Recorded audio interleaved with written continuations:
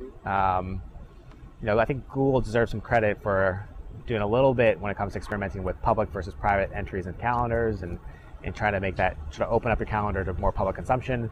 But they didn't really take it very far. And so it leaves the challenge up to people like us to figure out what can we do to innovate around how people use their calendars.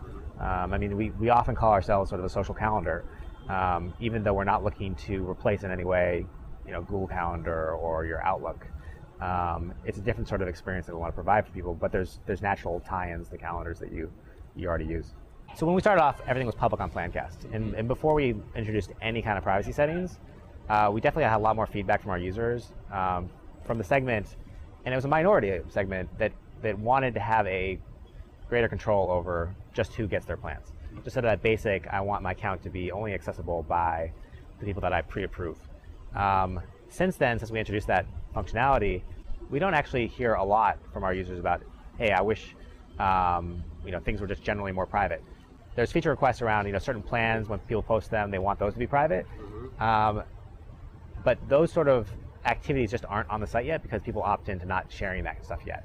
So it's not as though we feel as though our users are putting stuff out there right now that they're actively concerned will come back and hurt them. Were you surprised by, on a percentage basis, the number of people who either decided to keep their plans open or decided to lock them down? Yeah, it's a very small percentage of people who have locked down their account. Yeah. Very small percentage. I can tell you on Tungle's side, when we went through this, do you want to index or not? Do you want your profile to be open to the world? We were looking at about 85 to 90% that said, no, it's cool. Do your thing. Yeah. I think there's a lot to be said for people's understanding that they sort of live two lives. There's the life stuff that they're going to share publicly, and there's stuff that they're going to keep private. And I think if you frame your service as a, by default, public sort of thing, people are going to get that, and they're going to interact with it as such.